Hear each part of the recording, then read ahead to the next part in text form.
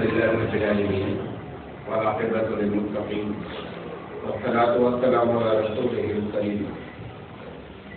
أعوذ بالله من الشيطان الرجيم. بسم الله الرحمن الرحيم. لقد كان لكم في رسول الله أسوة حسنة. محترم حضرات، یہ سیرت رسول اکرم صلی اللہ علیہ وسلم پر سلسلے وار پروگرام چل رہا ہے اور آج اس کا 49واں درس ہے. ہم اللہ تعالیٰ سے دعا ہوئے ہیں کہ پروردگار عالم صحیح بات کہنے کی اور صحیح بات سمجھنے کی توفیق عطا فرمائے. اخلاق رسول اکرم صلی اللہ علیہ وسلم پر 3-4 دن سے گفتگو چل رہی ہے. یہ اصل میں پہلو نبی کریم صلی اللہ علیہ وسلم کا اتنا وسیع ہے، اتنا بڑا ہے کہ میں جب اس پر روزانہ کر رہا ہوں تو ایسا لگتا ہے کہ یہ تو 30-40 پروگرام چلے جائیں گے. لہٰذا میں اس کو اہم باتوں کی طرف جو ہے وہ آپ لوگوں کو بتانا چاہتا ہوں، ورنہ یہ بہت لمبا پروگرام کھنچ جائے گا. آج ہم جس بات پر گفتگو کریں گے وہ اللہ کے رسول صلی اللہ علیہ وسلم کا عفو درگزر ہے. عفو درگزر کا مطلب یہ ہوتا ہے کہ ایک آدمی پر ظلم ہوا اور باوجود اس کے کہ وہ طاقت بھی رکھتا تھا اور اس نے معاف کر دیا. اس کا نام عفو درگزر ہے. نبی کریم صلی اللہ علیہ وسلم 2 لحاظ سے طاقت رکھتے تھے. ایک تو جب آپ برسر اقتدار آ گئے تو لاٹھی کی طاقت رکھتے تھے، اور جب تک برسر اقتدار نہیں تھے اس کے پہلے بھی پروردگار عالم کی پوری طاقت آپ کے ساتھ تھی. اگر آپ دعا فرما دیتے جس کے بھی حق میں جس کے بھی یہ دعا کر دیتے تو معاملہ ہوتا بگڑ جاتا. تو اس لحاظ سے اللہ کے رسول ہر حال میں قادر تھے. چاہے قریش میں ستایا مکے میں اور آپ دیکھنے میں پریشان تھے، اس کے باوجود بھی آپ قادر تھے. اور جب مکے میں برسر اقتدار ہو گئے، ایسے رولر ہو گئے، حاکم ہو گئے، اس وقت بھی آپ قادر تھے. آپ نے صرف ان مواقع پر بدلہ لیا ہے جہاں پر پروردگار عالم کا حکم ہے. رہا جہاں تک آپ کی ذات کا تعلق تو بے شمار واقعات ہیں جس پر اللہ کے رسول صلی اللہ علیہ وسلم نے درگزر فرمایا ہے. یہ ایک ہی پوائنٹ پر آج ہم گفتگو کر پائیں گے، اور اس نقطے پر جو ہم آپ کے سامنے گفتگو رکھنا چاہ رہے ہیں اس کی بنیادی وجہ یہ ہے کہ ہم کو اس پہلو کو اپنی زندگی میں لانے کی کوشش کرنی چاہیے.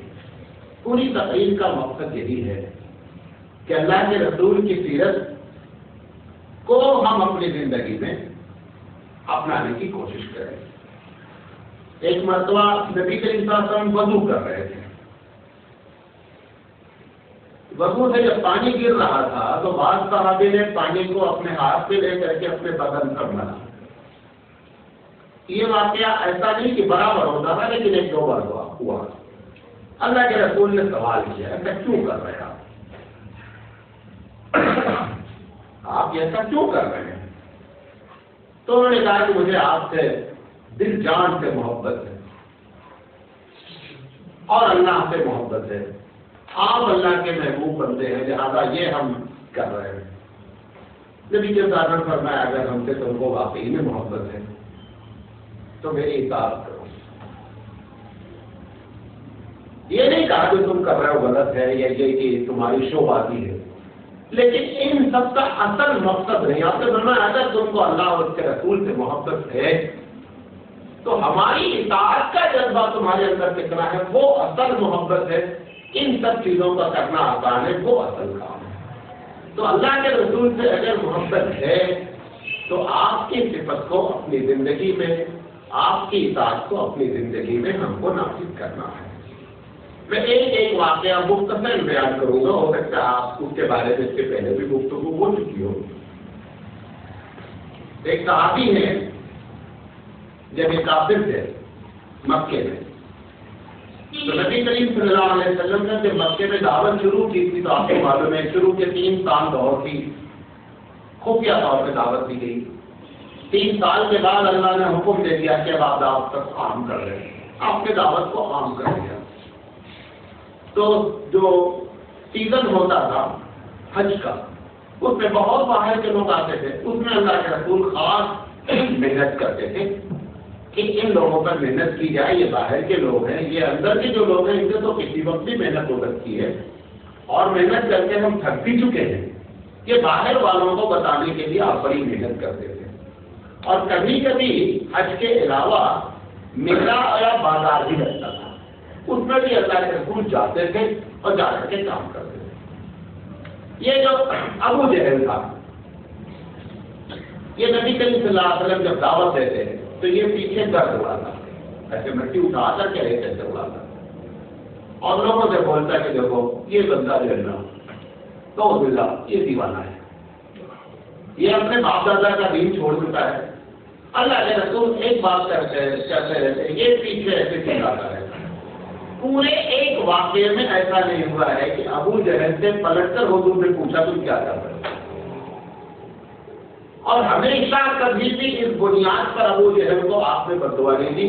وہ جو کرتا ہے وہ کرتا ہے. وہ صحابی نقل کرتے ہیں کہ میں جب کافر تھا تو یہ میں نے خود اپنی آنکھوں سے دیکھا، اللہ کے رسول صلی اللہ علیہ وسلم اس کی طرف پلٹ کر بھی نہیں دیکھتے تھے کہ کیا کہنا ہے، اور ہمیشہ اس کو درگزر فرمایا. لبید بن عاصم کا واقعہ ہے، مشہور ہے، آپ کو معلوم ہے کہ یہودیوں نے بڑی ٹرائی ماری نبی صلی اللہ علیہ وسلم پر سحر کرنے کے لیے. بخاری کی روایت ہے، مسلم کی روایت ہے کہ جو بھی ٹرائی ماری گئی اللہ کے رسول پر، اس میں عموماً آپ کے اوپر اثرات مرتب نہیں ہوئے. تو لوگوں کو، یہودیوں کو پتا چلا کہ یہ جو لبید بن عاصم ہے یہ بڑا پکا جادوگر ہے، اس سے میں کوپریشن کرنا چاہیے. اس سے جا کر کے انہوں نے کہا اس نے نبی پر جادو کیا. لمبی چوڑی بات ہے، جبریل علیہ السلام نے نام تک بتا دیا کہ فلاں نے جادو کیا. اللہ کے رسول صلی اللہ علیہ وسلم اس وقت مدینے میں رولر تھے، حاکم تھے. اس کو بلا کر کے پوچھا کہ بتاؤ کہ تم نے جادو کیا ہے یا نہیں. اچھا، ان کو بھی یہ بات معلوم تھی کہ ان کا سیاسی ڈپارٹمنٹ اللہ کی طرف سے ہے، لہٰذا اگر یہ پوچھ رہے ہیں تو کچھ نہ کچھ معاملہ ہے. پورے مدینے میں بلا کر کے اسی سے پوچھا کیوں گیا. انہوں نے کہا میں نے کیا جادو، میں نے اور میری بہن نے مل کر کے جادو کیا ہے. اللہ کے رسول صلی اللہ علیہ وسلم کے صحابہ کی رائے تھی کہ اس کو قتل کر دیا جائے. تو دونوں معاف کر جادو کو معاف. تیسرا واقعہ زید بن ثانہ کا واقعہ ہے کہ نبی صلی اللہ علیہ وسلم نے اسے قرض لے رکھا تھا. ابھی 3-4 دن باقی تھے اپنے ٹائم ہونے پر. یہ ایک دن نبی کریم صلی اللہ علیہ وسلم کے پاس آ کر کے آپ کی چادر کھینچ کر کے بڑی بے عزتی کی شکل میں محمد صلی اللہ علیہ وسلم میرا پیدا ہو. نبی کے صلی اللہ علیہ وسلم نے کہا کہ دیکھو ابھی چلے جاؤ، تمہارے ٹائم میں 4 دن باقی ہیں. اس نے کہا کہ یہ عبد المطلب کے خاندان کے جتنے لوگ ہیں ایسے ہیلے بازی کرتے رہتے. حضرت عمر بیٹھے ہوئے تھے. حضرت عمر رضی اللہ تعالیٰ عنہ کا ٹمپرائی ہو گیا. حضرت عمر رضی اللہ تعالیٰ عنہ اللہ کے رسول آپ اجازت ہے گفتاخی کرتا ہے، ابھی وقت بھی پورا نہیں ہوا ہے اور اس کے بعد بھی اس قسم کی بات کرتا ہے. انہوں نے کہا عمر اس کا پیسہ ہے، اس کو تم کو غصہ کرنے کے بجائے اس کو یہ کہنا چاہیے تھا کہ تم اللہ کے رسول سے نرمی سے بات کرو. اللہ کے رسول نے اس کو معاف کیا اور صحابی کو بلایا کہ جو اس کا قرضہ ادا کرو. اور قرضہ دینے کے بعد یہ کہا کہ اس کو 20 ساخ کھجور زیادہ دے دینا. جتنا قرضہ لیا ہے اس پر 20 ساخ کھجور زیادہ دے دینا. اس نے اس طرح کی شرارت کی. اللہ کے رسول نے اس طرح کا احسان فرمایا. یہ مسئلہ بھی جان لیں، ایک ثابت دن پوچھ بھی رہے تھے. کبھی کبھی کوئی ہم کو قرض دے دیتا ہے، قرض ہنسنا. قرض ہنسنا کا مقصد بعض لوگ یہ سمجھتے ہیں کہ جس کے لیے اس کو دینا ہی نہیں، یہ قرض ہنسنا کا معنی نہیں ہے. قرض ہنسنا کا مطلب یہ ہے کہ اس پر کوئی سود نہیں دے دیا. اب آپ کے وقت پر کام آیا، اب آپ کو واپس کرنے گئے تو آپ نے اس کو وہ اماؤنٹ دے دیا کہ 5,000 روپے آپ نے دیے تھے، یہ آپ کا پیسہ. پھر خوش ہو کر کے آپ نے کہا یہ 500 روپے آپ اور یہ طریقے رسول ہے. کبھی کبھی ایسا کر دینا چاہیے، لیکن اگر اس کو معلوم ہو کہ اس بندے کو قرضہ دیں گے کہ ہمیشہ زیادہ واپس کرتا، آپ سے نہیں واپس کرتے بات نہیں۔ اگر اس کو یہ توقع ہو گئی کہ اس بندے کو اگر ہم قرضہ دیتے ہیں تو گھر سے یہ سود کی بات نہیں ہے، فکس نہیں ہے، لیکن یہ جب واپس کرتا ہے تو زیادہ واپس کرتا ہے، اگر اس کی نیت ہو گئی اس وجہ سے اس کو قرضہ دینا اور اس کے حق میں سود ہو جائے، بس سمجھ رہے؟ تو کبھی کبھار ایسا کر دینا۔ اللہ کے رسول صلی اللہ علیہ وسلم نے عموماً ایسا کیا ہے کہ جس سے قرضہ لیا اس کو جب دیا تو کچھ کیا کر دیا، زیادہ دیا۔ چوتھا واقعہ، غزوہ حنین کے موقع پر نبی صلی اللہ علیہ وسلم کے پاس بڑا مال آیا، آپ اندازہ نہیں کر سکتے۔ حضور کا جو حصہ اس میں لگا تھا اس میں 45,000 بکری، 45,000 گنی گئی۔ اس کے بعد جب دیکھا ابھی گنتی ختم ہوئی، انہوں نے کہا ایسا کرو چھوڑو، بہت مال آیا۔ تو اللہ کے رسول صلی اللہ علیہ وسلم نے جیسا قرآن میں تقسیم ہے ویسا تقسیم کر دیا۔ ایک انسانی صحابی کو معلوم نہیں کیوں ڈاؤٹ ہو گیا، انہوں نے بڑا خطرناک جملہ کہہ دیا اللہ کے رسول نے۔ انہوں نے کہا یہ جو آپ نے تقسیم کی ہے نا، یہ رضا الہی کے مطابق نہیں ہے، اللہ کی مرضی کے مطابق نہیں، آپ نے اپنی منمانی کی ہے۔ دوسرے جو صحابی سے لکھے کہ بہت بڑا جملہ ہے، آپ کو معلوم ہے اللہ کے رسول کا اس کا الزام لگانا بندہ اسلام سے خارج ہو جاتا ہے۔ دوسرے صحابی بڑے ناراض ہوئے، نبی کریم صلی اللہ علیہ وسلم نے فرمایا کہ دیکھو ان کو جواب دینے کے بجائے کہ اللہ تعالیٰ موسیٰ علیہ السلام پہ رحم کرے، کتنا ان کے لوگوں نے ان کو بتایا ہے، یعنی موسیٰ علیہ السلام کے جو بنی اسرائیل تھے وہ تو موقع موقع پر بتاتے تھے نا، آپ نے ان کے لیے دعا فرمائی کہ اگر چلو ایک آدھ واقعہ ہو گیا تو کوئی بات نہیں، موسیٰ علیہ السلام کے ساتھ تو وہ بھی ایسا ہوا کرتا تھا، اور اللہ کے رسول صلی اللہ علیہ وسلم نے ان ساری صحابی کو معاف فرمایا۔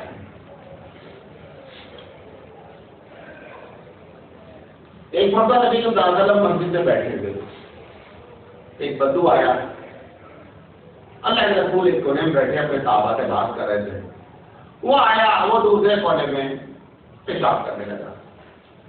اللہ کے رسول صلی اللہ علیہ وسلم کے صحابہ نے دیکھا تو دوڑے اور انہوں نے کہا پیشاب کر لینے دو، اب اسے پیشاب شروع کر دیا ہے، اگر تم بیچ میں ٹوکو گے تو اس کا پیشاب رکے گا، اس کو تکلیف ہوگی۔ انسان کی تکلیف مسجد کے احترام سے زیادہ ہے۔ یہ ایک الگ بات ہے کہ آج ہمارے پاس یہ ساری چیزیں ختم ہیں۔ مومن کا احترام بیت اللہ سے زیادہ، آپ کو حیرت ہوگی اس پر فتویٰ ہے، مومن کا احترام بیت اللہ سے زیادہ ہے، زیادہ محترم ہے۔ حضور اکرم صلی اللہ علیہ وسلم نے فرمایا کہ حج کا مہینہ بڑا محترم، مومن کی عزت اس سے محترم ہے۔ عرفہ کا دن بڑا محترم، مومن کا خون اس سے محترم۔ مکہ شہر سب سے محترم، مومن کا مال اس سے محترم۔ ان دماءکم واموالکم حرام علیکم کحرمت یومکم ھذا فی بلدکم ھذا فی شہرکم۔ اگر کبھی ہم خاص کر ان تین چیزوں کسی مسلمانوں کے ساتھ کھیلتے ہیں بہت بڑا ہوگا، ساری ہماری عبادتیں جو ہے نا وہ مائنس ہو جاتی ہیں۔ اللہ کے رسول صلی اللہ علیہ وسلم نے ان بندوں کو بلا کر کے سمجھایا کہ دیکھو یہ عبادت کی جگہ ہے۔ آج معاملہ کیا ہے، مسلمان کے لیے مسجد میں بورڈ لگا ہے کہ صاحب آپ داخل نہیں ہو سکتے، اس کافر کو اللہ کے رسول نے برداشت کیا ہے، مسلمان کو مسجد میں برداشت نہیں کیا جا رہا ہے۔ اور اگر مسلمان کبھی جماعت چلی جاتی ہے، مسجد ڈھونڈنے کے واقعات دیکھیے کہ ہمارے گاؤں کے قریب اس گاؤں پہ ذرا ہمارے اثرات بھی ہیں دکھائی دیتے تھی، تو وہ جماعت گئی تو پوری مسجد ڈھونڈ ڈالی، تو وہاں پہنچے تو وہ بتایا ایسا ہوا، تو بولے وہ جو چٹائی پہ بیٹھے تھے اسے نہیں پھینکے گا تمہیں، پہلے تو اسے پھینکنا چاہیے تھا، وہ جو قالین پہ بیٹھے اس کو ہی پھینکنا تھا۔ یہ کیسی طہارت ہے؟